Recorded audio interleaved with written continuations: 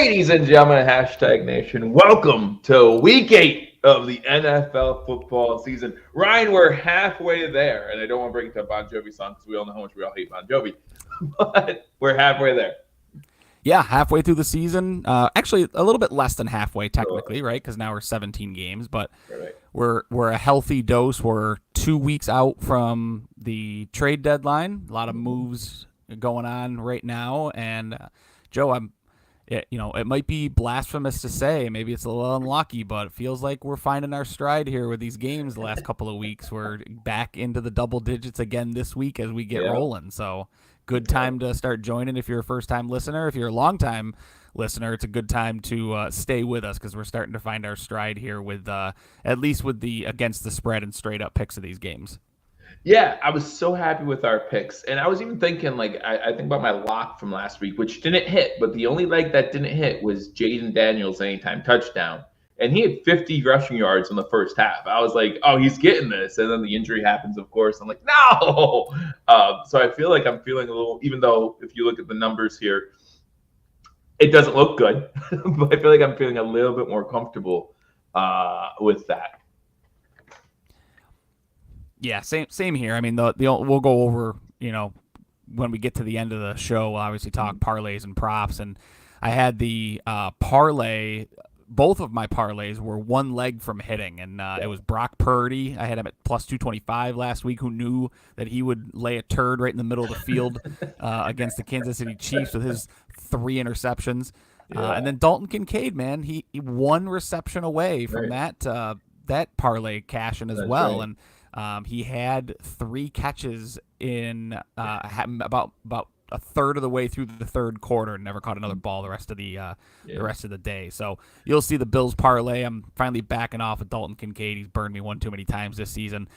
So he's out, and the new guy's moving in on the Bills parlay now. So exactly. Got the new weapon now. So you new shiny toy for Josh. Which is why we could spend probably a whole episode talking about this. This is why the Bills chose to receive after winning the coin toss. Oh my goodness. But yeah, we do want to talk about the how we did last week, and some of the things moving forward. Now, Ryan, oddly enough, no bye weeks again this week, right? Yeah, no bye weeks this week. I think they're trying to wrestle the weekend away from the NBA because the NBA opened up last night. Right. They're going strong with Super NBA tonight. Every team, Super NHL tonight. Every NHL team is in action tonight, and I think Friday, I believe, is going to be Super NBA with all the NBA teams finally in action all on the same night. So the NFL wrestling away from them. No bye weeks, back to a full slate of games, and only one Thursday, one Sunday, one Monday game. So Sunday is a packed slate, and I'm so looking forward to the Bills being on the road because I get to just chill and tune into Red Zone all day long. Yeah, and there are a couple of really good games out there that I'm looking forward to. None more than our game, the Buffalo Bills playing the Seattle Seahawks. And don't forget to join me live as I give live play and reaction to that game. Game starts at 4:05. I'll be live on here half an hour before that. So please be sure to tune in and let everyone know that we are live for that game. But we want to start with tomorrow night's game. And I feel like tomorrow night, unlike last week, it's going to be a fun game to watch, right? Like there are sometimes they put the Thursday night game on there, and it's just like you might as well not put a game on there at all. I think tomorrow's game, Cooper Kupp, from what I understand, is coming back. I think that's what I heard. Ryan, did you hear that? Yeah, Cooper Kupp should be back. He was activated, and I guess he was ready to go last week, but they said that it was some type of, they were worried about performance. It wasn't a health thing. It was a performance thing. They wanted him to be at 100%. Now, the interesting thing, Joe, probably under the radar storyline for the game tomorrow night is the news that recently this week that we heard that Matt Stafford could be on the move here before the trade deadline to none other than these Minnesota Vikings, trying to make a push here with the playoffs obviously approaching. They're number 2 in the NFC North right now, as they lost last week to Detroit. So Detroit takes that stranglehold on the division. But Joe, that's an interesting potential undercurrent here. Is Stafford playing his last game as a Ram, and will he be one of those I played the Vikings last week. Now I'm playing for the Vikings this week. Kind of like he had Adams last week, lost to the Pittsburgh Steelers, gets traded, then loses to the Steelers again. That would be very interesting because the only reason why Matthew Stafford went to the Rams, away from the Lions, was to win a Super Bowl with the Rams. That's right. Check mark there. Now go somewhere else and win another one. So we'll see what happens. Could you imagine Stafford with Justin Jefferson, man? I mean, back when he played with Megatron, it was so fun to watch. I can't even imagine him with a guy like Justin Jefferson. Yeah, absolutely. No, I completely agree. And then, of course, he'd play against his old team once, and that would be a fun narrative as well. But we're going to talk about the Thursday night game. And we did talk about just now, trades have to be a part of a player's psyche as they go into games, right? Like, I know I'm on the trade block. Cooper Kupp, Matthew Stafford, they know they might be on the trade block, and that has to play into your psyche a little bit. But at the same time, you just have to play football. You let your agents take care of that kind of stuff. And again, I think tomorrow we're going to have a fun one. This is one of the few times where I'm going to take a primetime game over just because I look at these two teams and I think that they can both put up some numbers, especially with Cooper Kupp coming back as well. We both like the Vikings come out of this one to bounce back from their loss against the Lions. And again, like you said, kind of keep up with the Lions as well in the divisional race. Yeah, and the Vikings 5-1 against the spread, 2-0 on the road, so there are no slouches in this situation. That's kind of what it comes down to for me. I don't know where the points come from for the Rams. Kyron Williams obviously is a beast this season, but that Vikings defense stout against the run is going to be tough to score some points against them. But 5-1 against the spread versus 1-5 against the spread. Give me the Vikings -3 in this one. Yep, I agree. So then you move, like you said, full slate of games on Sunday. And it starts with a good 1 o'clock game. Bengals 2.5-point favorites at home as they play the Philadelphia Eagles. And for me, it's just a matter of the Eagles being healthy, right? They struggled a lot earlier on, but there were some injuries with A.J. Brown. And, we saw last week what A.J. Brown did. Now that he's back, I know that there's dysfunction there in Philadelphia. But I think that this is a very important game for both these teams. Eagles 2-1 on the road. So that's why I took the Eagles. And then I definitely will take the Eagles if you're giving me points as well. So that's why I went with them. Yeah, I mean, for me, it's the Bengals have seemingly found their stride. Joe Burrow's hitting Jamar Chase. He's hitting T. Higgins. Their running game is finding its way with Chase Brown at the running back position. And I mean, ultimately, I don't trust the Eagles. I don't trust a Nick Sirianni team. I don't know how good they are this year. I think the Bengals are kind of finding their stride at the right moment. They've got ground to make up in this AFC, right? So they've got to start stringing some wins together here, whereas Philadelphia, this is not a must-win football game for them because they're still second in the NFC East. They're chasing the Commanders, who have an injured Jaden Daniels. We'll talk about that in his game. I just think everything's lining up for Cincinnati to finally get their first win at home this season, and I'll take them better than a field goal in this situation. Sure. And you even like when you have a good team like the Bengals, you just think they can't go 0 at home, right? Like you figure at some point they're going to go off that stride. Yeah. But yeah, I just look at the Eagles and say, look at last week. They were playing the Giants, but every once in a while it's good to have a get right game. And I think maybe the Eagles did. So moving on to the next game, you have a good divisional rivalry here. But unfortunately, it's not a good matchup, right? And I'm not going to lie, as none do in my mind with the Deshaun Watson injury. I actually think Brissett might make this team better because he wants to play. And it didn't seem like Watson, before the injury, wanted to even be playing for the Cleveland Browns. But this Baltimore Ravens team is just looking untouchable right now and probably the best team in the AFC, if not the NFL at the moment. Yeah, I mean, this one just comes down to Lamar Jackson. Derrick Henry are better than anyone that the Browns have. The Browns did announce this morning that Jameis Winston's going to be the starter, so I do like him. I took a little piece of him in my parlay later this show, so stay tuned for that because I think Jameis does give them a better opportunity to win. The problem is now they're without Amari Cooper. You talked about the trade rumors that are swirling and how that affects guys. David Njoku is a name that's been tossed out there as a trade candidate. Nick Chubb's been talked about as a trade candidate. Myles Garrett is tossed out as a trade candidate. So I mean, these Browns are kind of like, who knows what the rest of this season holds. So I could definitely see some fight early, but Baltimore's going to be too overwhelming in this one.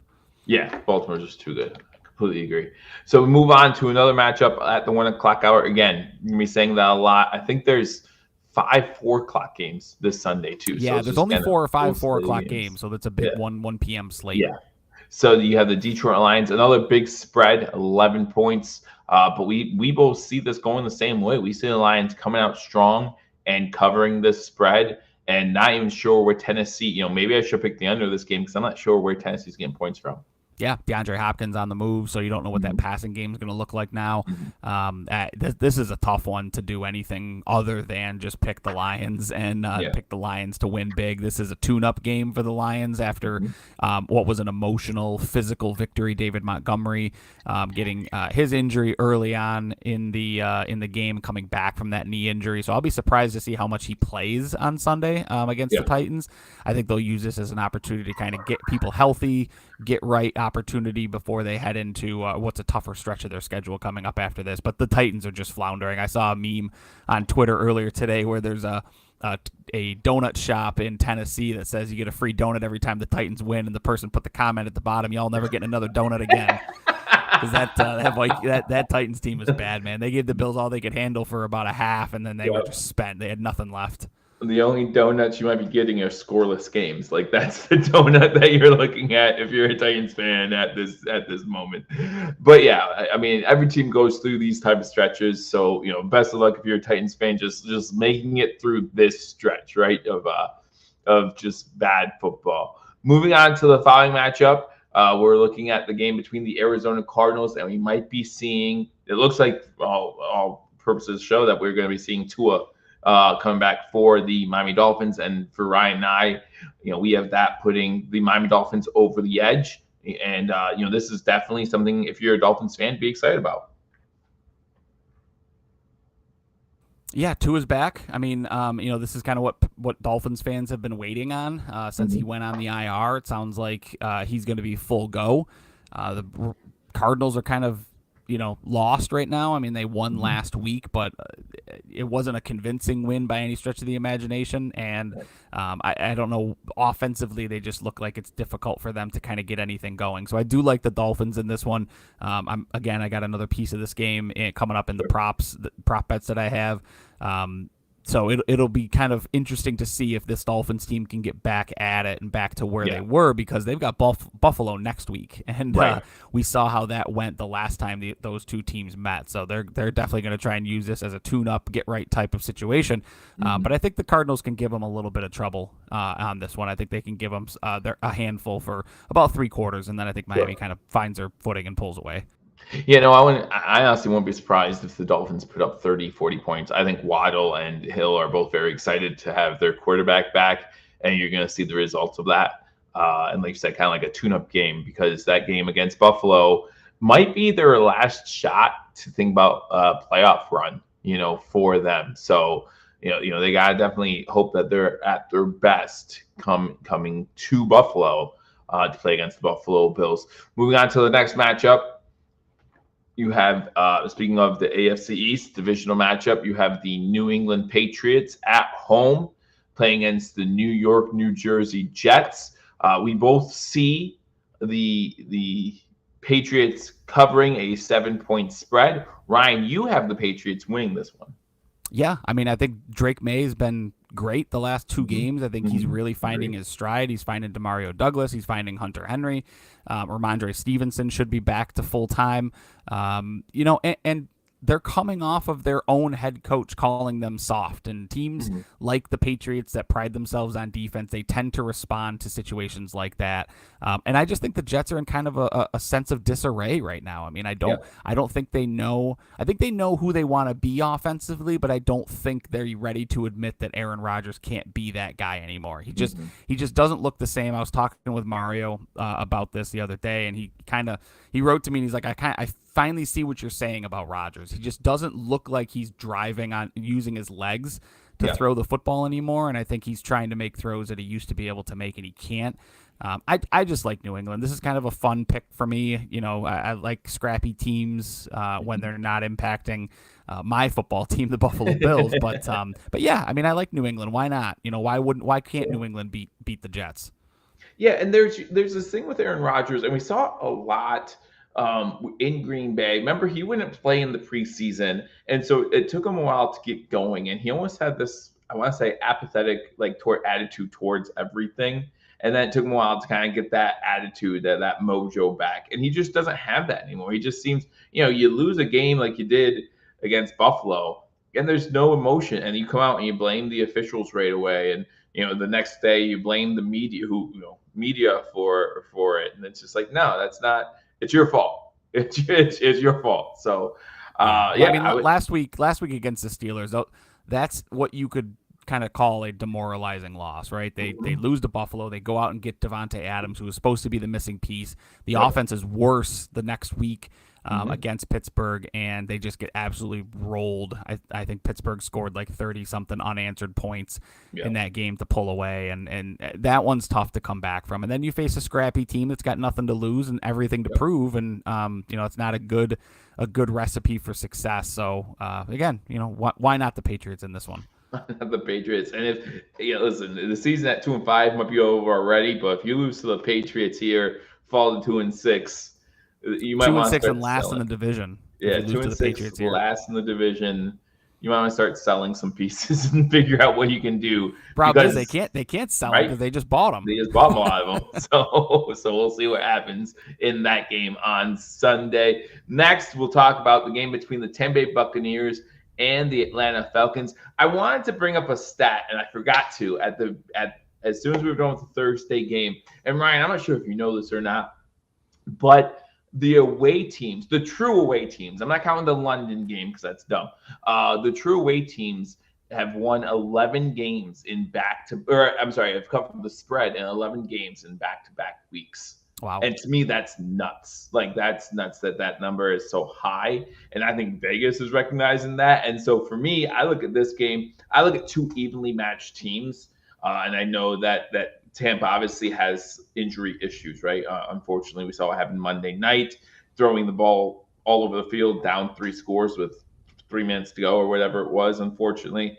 But I just think that Tampa Bay finds like that reason to play, kind of like, they rally around Evans, they rally around Godwin, and they come out and they play strong and they pull out the victory. And this is one of those games where I think the home team might surprise some people and come away here with the win. Yeah, I mean, for this one comes down to the injuries for me. No Evans, no Godwin. Atlanta's at full strength. They're bringing their entire battery of weapons. They're 2-0 on the road already this season. They perform well on the road, do the Falcons. And this one just comes down to who's healthy, who's not for me. And I think Atlanta gets this one done. And as far as week 8 goes, this is for the division, right? Like whoever wins this game is going to be in first place. These are the 2 best teams in the division now, especially with Derek Carr still out. Yeah, these are the 2 best teams in the division. So we'll see what happens. Moving on, you got the game between the Green Bay Packers, and I think this actually might be a closer game than what the experts might think. And actually, when I picked the game this morning, it was 5.5, and it's already gone down a full point to 4.5. Green Bay traveling to Jacksonville. If you look at the history of NFC teams traveling to Jacksonville, it gets rocky for some odd reason. But I like Green Bay, just the way they're playing. They're on a roll right now. Give me the Packers to win this one, cover the spread 4.5. And I don't know if Jacksonville scores any points in this game at all. Yeah, I mean, this Green Bay defense is legit. The home road splits are a little alarming in that they're far better defensively at home than they are on the road. But they're also 2-1 on the road this season, 4-3 against the spread. The Jags are the second worst team in the league against the pass. Love, although he threw 3 interceptions last week, I think that speaks to a bounce back this week. Yeah, and I think it's going to be tough for the Jaguars in this one. I think Green Bay is going to run away and hide, and this one will wind up being like a 3-score football game before it's over. This might be the bye-bye to Doug Peterson game right here, in my opinion. I mean, I think it very well could be. I mean, you get a thumping overseas, and then you come back home and you get thumped in your own stadium. That could spell the end. Yeah, so we'll see what happens. Obviously, you never want anyone to get fired unless it's your coach and your coach's name like Robert Saleh or something. But and you're Aaron Rodgers. But yeah, we'll see what happens. But yeah, I think Green Bay kind of runs away with this game. Continuing on the slate Sunday, you talk about big divisional matchups, and I know like everyone looks at the Texans and they think that the Texans are far superior when it comes to the AFC South. But what does the mirror say at the car? Images might seem closer, like whatever. I don't know what it says. I'm trying to make it a pun, and I can't do it. I just don't care. But the Colts are right behind them, only a game back. And the Colts, kind of like a feisty team. It doesn't seem like Anthony Richardson or Joe Flacco are doing that much to help them win. Yet they're coming away with victories, and they're still in the playoff picture, well in the playoff picture, sitting at 4-3, 6-1 against the spread. And I think Brian and I saw the 6-1 against the spread and said, give me 5.5 points. Thank you. Yeah, absolutely. And Indianapolis, this game is for the divisional lead early in the season. So I think every reason to think that Indianapolis is going to come out and fight. And until Nico Collins comes back, I can't count on this Houston Texans team to put up a ton of points. We saw what happened last week. They were absolutely abysmal on the offensive side of the football.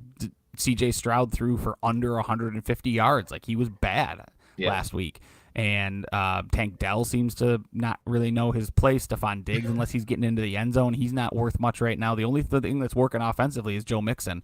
And when you look on the other side of the football and get the Indianapolis Colts, this is a high-flying team. I mean, they can fill it up quick with guys like Alec Pierce and Josh Downs and Michael Pittman, and then you got Anthony Richardson, who's always a risk to run. This one is really just kind of comes down to the weapons, and I like Indianapolis. I don't think they're going to win this football game, but I think they're going to make it scrappy, and this may be like a backdoor cover. Maybe they're down 10, score a touchdown to go down 3, don't get the onside kick, and that's all she wrote in this one. Sure, and this might be the game, the 1:00 game that I'm watching before the Bills game starts. Like, this one might be, in my mind, might be the interesting one. Again, this is kind of for the division at this point of the year, so we'll see how these teams do. But this could be a good one. Could be. Moving on to the, I think that's the last 1:00 game. I was going to say, I think that's the last 1:00 game. We have like 5 4:00 games, and it starts with the Saints, who, you can skip this one. As you mentioned, without Derek Carr, this team looks so bad right now.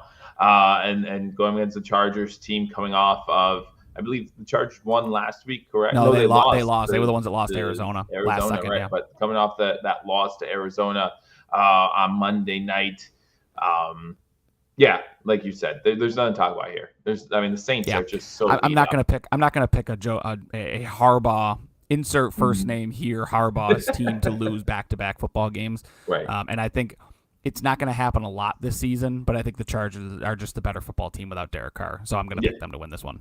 Yeah, I completely agree. Again, for me, 39.5, it seems like it might be easy to get to, but I just don't know where that's coming from. But it could be one of those games where the Chargers, just keep their foot on the gas, because there aren't going to be too many games this year where they'll be able to do that. Yeah.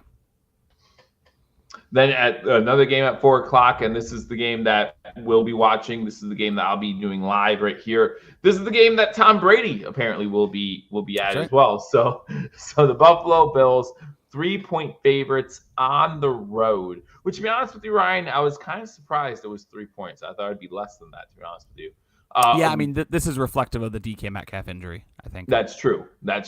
And Ryan, I'm going to be honest with you. If it wasn't for the DK Metcalf injury, I'd probably take the Seahawks here. I think the Seahawks with DK Metcalf line up really well against the Buffalo Bills.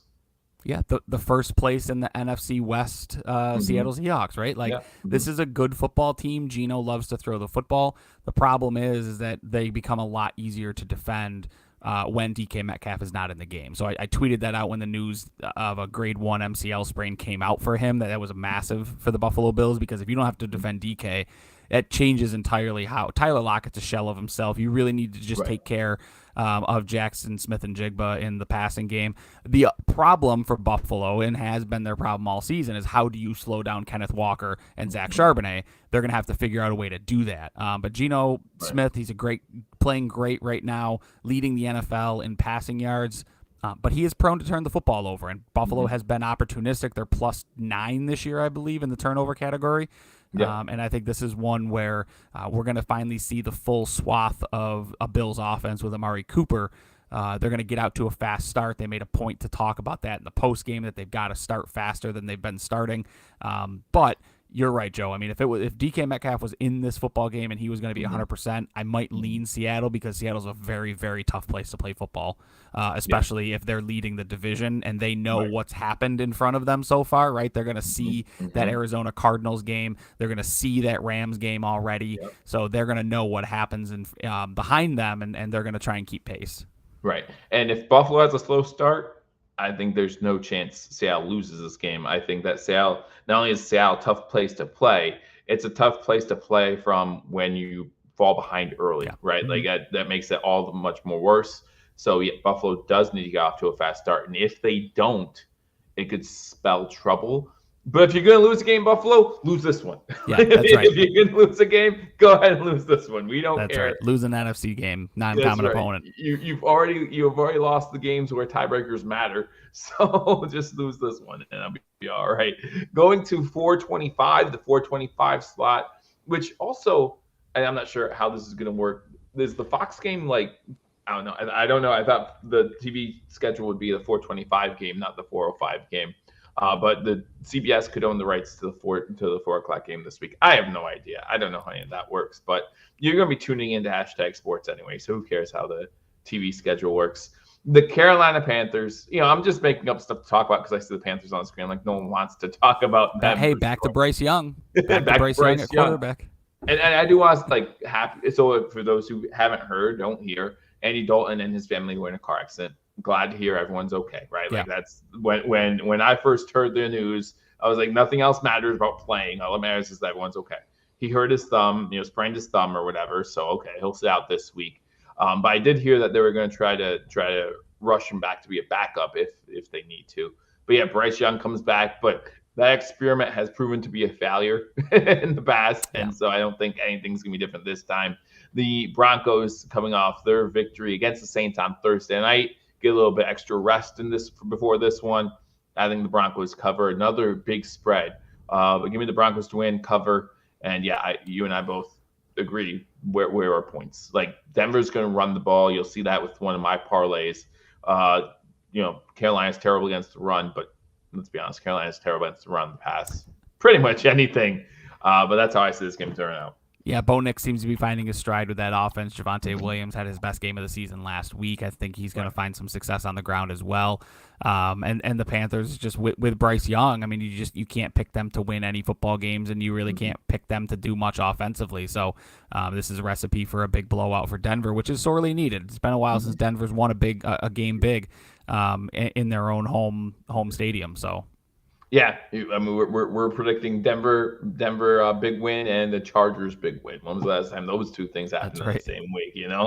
So that's what we'll see. Moving to another 425 game, another two AFC West teams. You're talking about the Las Vegas Raiders and the Kansas City Chiefs. Still hard for me. It's still hard. You're talking to a guy who probably at some point will still slip up and call them the St. Louis Rams. So that's just tough when teams move, especially when they move throughout Oakland, LA, now Las Vegas. It's been a road trip if you're a Raiders fan, but they're at home going against Kansas City Chiefs. I look at this schedule and I see 3 double-digit spreads, and not only are there 3 double-digit spreads, there are a few 9-point spreads, and so far you and I have seen, we didn't care. We're like, the big spread, give us the number. But like I said about the away teams past 2 weeks, Vegas steps in here a little bit and give me the Raiders to cover another big spread. Cover the 10-point spread. They always seem to play Kansas City tough, including last year on Christmas. They end up upsetting the Kansas City Chiefs. So give me the Raiders to cover a big spread here. Yeah, I mean, for this one, the one thing that the Raiders do well is run the football, and Kansas City's great against the run.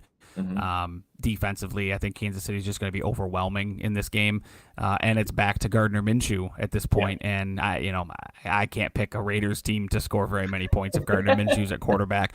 I think Kansas City is going to kind of find their stride a little bit here offensively. DeAndre Hopkins is going to work his way in this football game. So Kansas City, I think, cruises to another easy victory this one. And if you're a Buffalo Bills fan, you might want to start licking your chops at the fact that the next time when you see the Chiefs, it might be for a chance to knock them off the unbeaten, because their Kansas City Chiefs schedule coming up until that point, they have a couple easy games on their schedule. So or at least what perceived to be easy games. This is still the NFL. No idea what is going on. As I see Daniel coming in. Hey, Daniel, good to see you. Glad that you could join us for a little bit on this late Wednesday night. But we both see the Chiefs winning this one. I just see the Raiders covering a big number.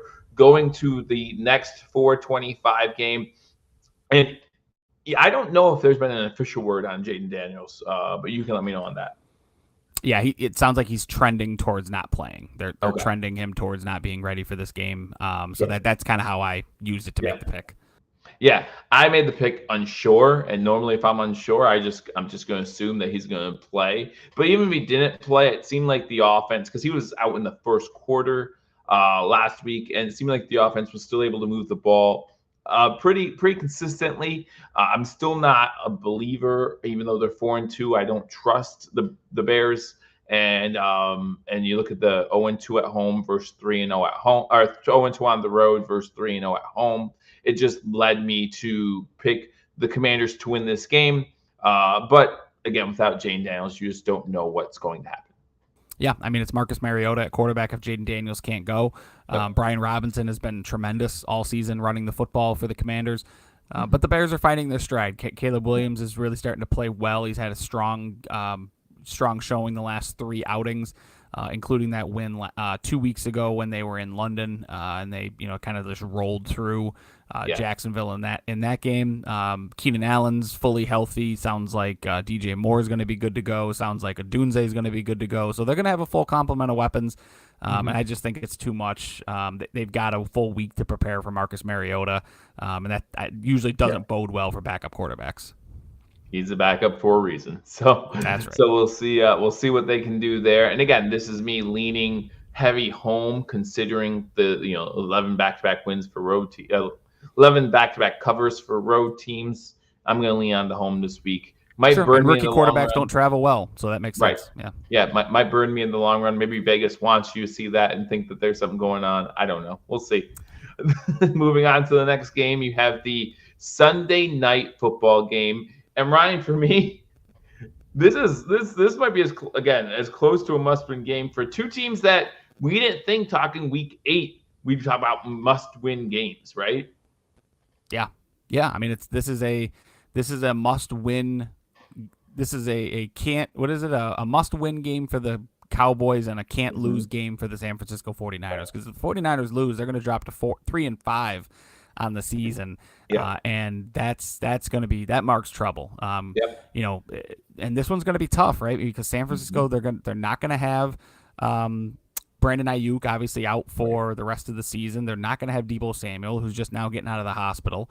Juwan Jennings is banged up, so who knows if he's going to play. I mean, their starting wide receivers might be like Ricky Pearsall and insert name here. And that's, I know Kyle Shanahan has tricks up his sleeve. I know Kyle Shanahan can scheme guys open, but this is going to be a really true test for him over the next few weeks here, what he can do offensively.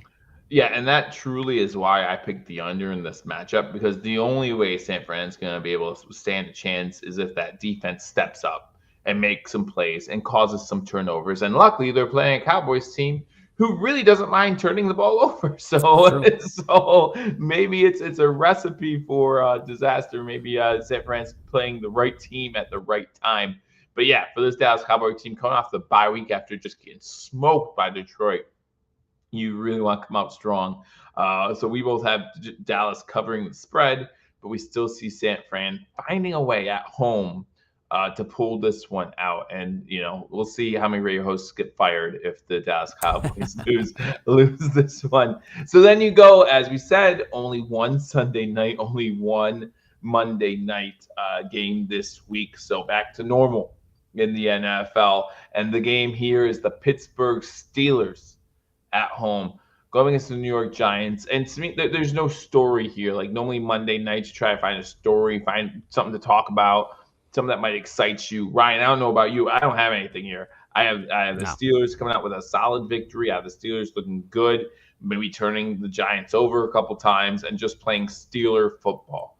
We both have the over, but I don't think either one of us, like if this over was 40.5, I think both of us would take the under, right? Like it's just not going to be a high scoring game. It's just going to be a game where the Steelers do what the Steelers do at home in prime time under Mike Tomlin. Yeah, this is going to be like a 28-10 type of game, and that's why I picked the over on it. Steelers are just going to be overwhelming. The Giants have no semblance of offense. Neighbors sounds like he's going to be back for this one, so maybe that tips the scales a little bit for them, but at the same time, the Steelers defense is so good. Daniel Jones, I think, is going to be in some trouble in this one, especially after the Steelers really struggled to get at Aaron Rodgers consistently.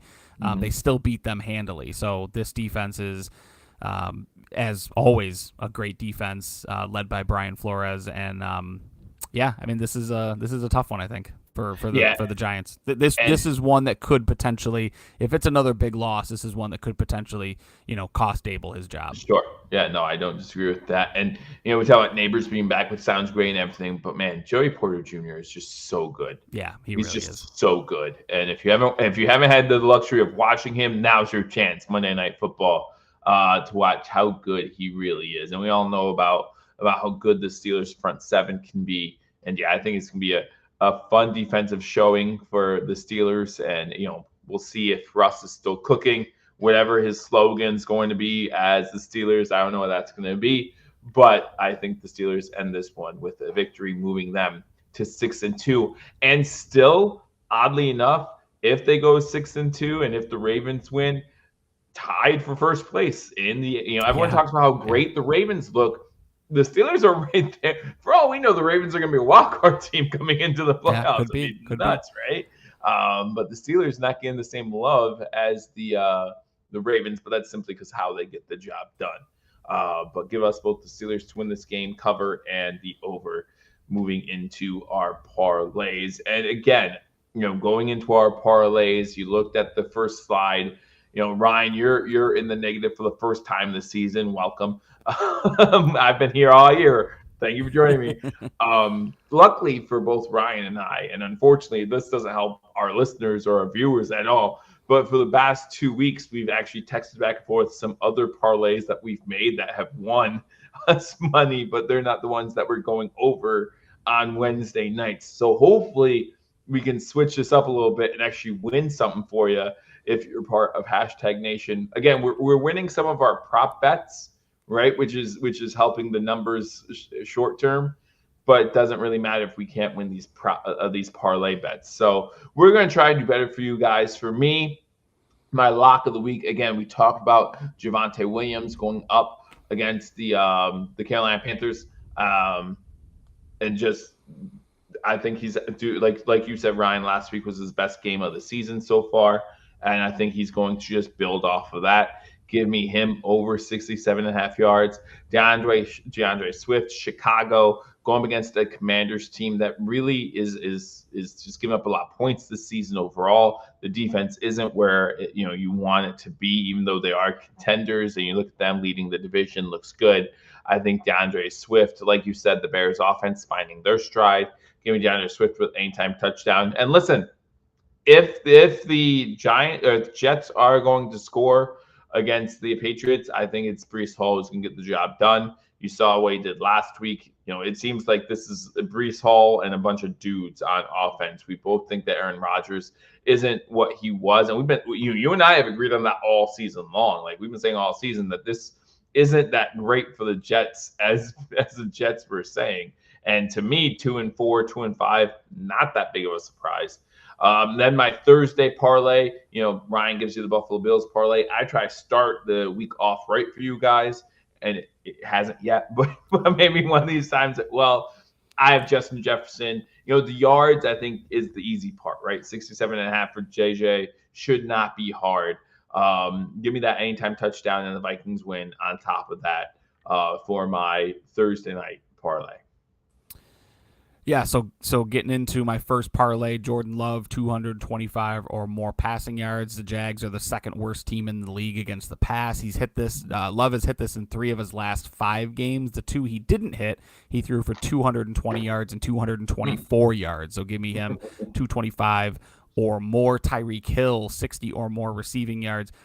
Tough sledding for Tyreek so far this season. The one game that he started and finished with Tua, he had 130 yards in that particular game. We only need him for 60 this week. He did say, we're effing back, start me in fantasy this week. So Tyreek's feeling himself, and I think they're really going to try and target him early and often in this one. And if that's the case, I mean, the Cardinals are 7th worst in the league against the pass. It's going to be easy money, maybe before halftime type of cash.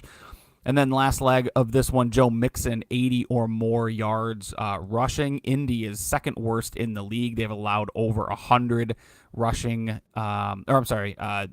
Indy is second worst in the league against the rush. And Mixon, in his 3 healthy games where he's started and finished, he's finished over 100 yards. So I like him at 80 or more. And the interesting thing about this one is probably going to wind up being positive money. The other 2 legs of that parlay are probably going to be negative money.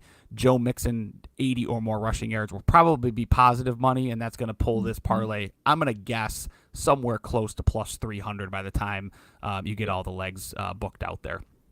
And then heading into the Buffalo Bills special of the week, Josh Allen, 225 or more passing yards. Josh is Josh, man. It seems like he's finally found his stride. He had a great game last week. I think they're going to come out and throw the ball. They're going to have to in order to keep up with a high-flying Seattle offense. Allen's going to have something to prove here in front of Tom Brady. Khalil Shakir, we're going to up his number from last week. We had him at 2 or more receptions. Last week he had 5. We're going to give him 4 this week. He's hit this in 4 of the 5 games where he's started and finished. And then Amari Cooper, the new guy, Super Coop, 4 or more receptions. Cooper, surprisingly, despite that quarterback situation he was dealing with in Cleveland, he's hit this in 5 of 7 games this season, including the one last week with Buffalo in his first ever start. So, I mean, if he was 5 days a Buffalo Bill and he had 5 catches last week, I like him for 4 this week as they work him more into the offense. So, Allen, 225 or more. Khalil Shakir, 4 catches. Amari Cooper, 4 catches. And that one cashes on Sunday. So we're moving to the prop bets that we have. And again, we're winning a few of these each week, and that sounds nice and sounds good. But until we hit those parlays, you'll probably see those numbers continue getting negative unless we go crazy with our props so that we can do something nuts. But for you, again, you and I both agree on Jordan Love. You have Jordan Love at 225, I believe it is. I bumped it up a little bit. I said 255. Again, if you just give me a straight up bet, I'm going to try and make a little plus money on that side of things. So I moved up to 255. Like you said, Jacksonville defense, not that great against the pass. So that's why I moved that one up there. Aaron Rodgers, listen, I think if Breece Hall's not getting in the end zone, Aaron Rodgers has to pass the ball. So I have to be right on one of them, right? So give me Aaron Rodgers passing. A 224, not that big of a number. He's hit this, I think 2 or 3 times already this season. So I think we'll have a good one there. Bills fans are going to hate me for the last one. But remember, I do have the Bills winning.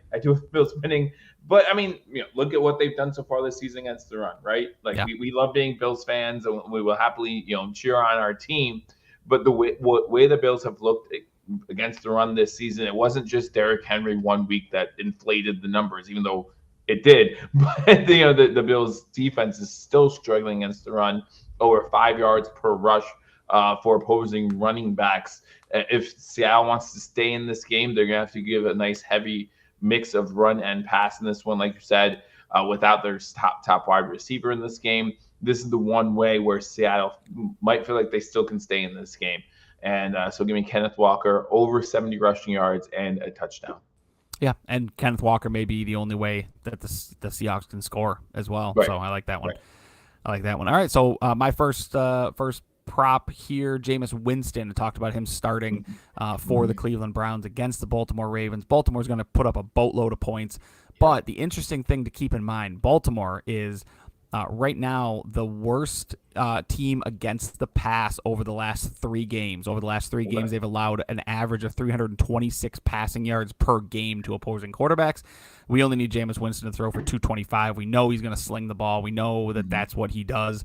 He might throw 4 interceptions, but I think he's going to get to 225 yards, and that's the only thing that matters on that one. Next leg here, Drake London, 80 or more receiving yards. Tampa, 4th worst against the pass. The game that they played earlier this season when Atlanta and Tampa Bay locked up. London, I mean, not too bad. 12 catches, 154 yards, and a touchdown. We only need him for 80 on this one. This one will wind up being plus money. That's the only game he's hit 80 yards so far this season, but his role in this offense is growing. Tampa Bay is not good against the pass. Yeah. And the last one here, Najee Harris, 80 or more rushing yards. The Giants over the last 3 games have allowed an average of 164 yards rushing to their opponents. Najee is coming off back-to-back 100-yard games. I like him for 80 in this one. Again, not a number he's hit other than the last 2 games, but he's on a roll. They're really kind of carving out an offense for him in Pittsburgh. And I think they're going to get up early and then just kind of grind the game out with Najee. So I like him for 80 or more rushing yards this week. Yeah, and Najee, it's kind of good to see that. I mean, if you're a fantasy owner, you hate Najee Harris because he just isn't consistent. But, after the slow start, I was worried that he would start getting like less and less carries. But now they're featuring him more. He's getting more involved in that offense. So I like that one. Like you said, Jameis Winston, only quarterback ever to be part of the 40-40 club or whatever it was when he threw for a huge amount of touchdowns and a huge amount of interceptions. But like you said, it matters is that 225. I like that one a lot as well. So hopefully, guys, these are the ones to win it for you. Like Ryan said, just one leg short of his parlays, and both of those for me, it was that Jaden Daniels injury. Who knows what could have been? Decided to stay away from the quarterback anytime TDs this week. I figured 2 or 3 weeks of missing him is enough. We'll go to some guys who normally score the football. So we'll see how they do. But yeah, full slate games week 8. I'm looking forward to it. Ryan, which matchup are you, minus the Buffalo Bills one, of course, are you most looking forward to? I think Thursday is going to be a fun one, and then I think the 1:00 window is going to be a really fun red zone type of weekend where it's going to bounce around a lot. I'll probably stop a little bit on that Indy-Houston game. I think that one's going to be a tight one.